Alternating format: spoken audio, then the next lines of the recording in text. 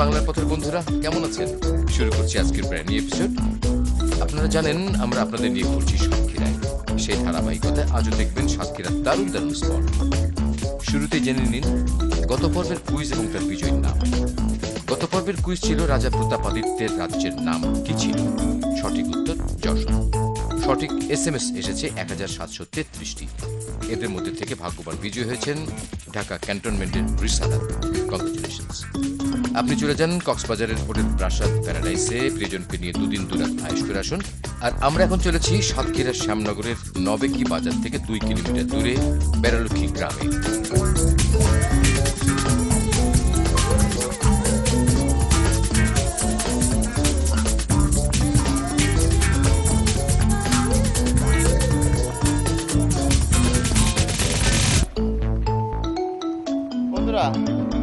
সাতক্ষীরা মানে সুন্দরবন, আর সুন্দরবন মানে বাঘ হরিণ।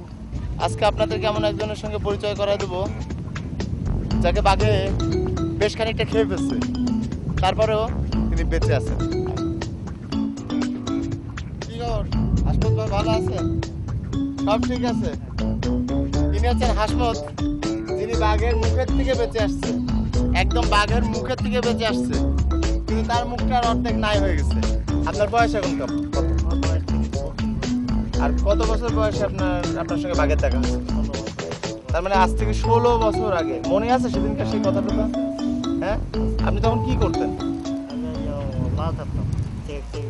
চিংড়ির পোনা তখন প্রায় যেতেন?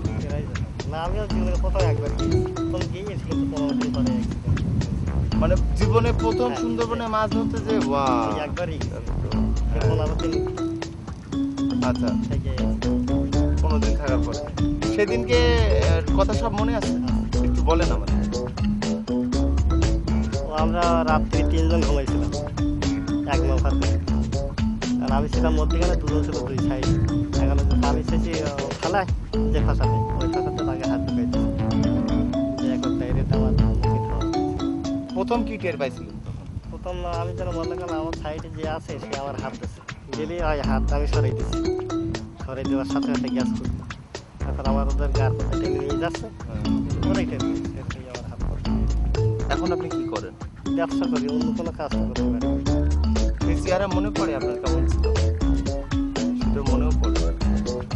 অনেক আপনি বিয়ে করছেন কবে? বিয়ে করেছি এখানে 8 বছর আগে। 8 বছর আগে। ছেলে মেয়ে কয়টা? 3টি ছেলে। তারা কি লেখাপড়া করে?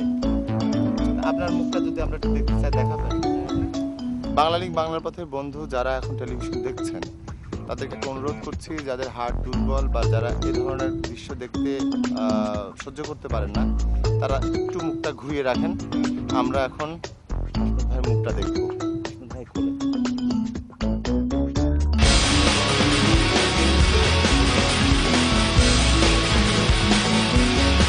চিকিৎসা বিজ্ঞান পৌঁছে গেছে উন্নতির চরম সীমায়।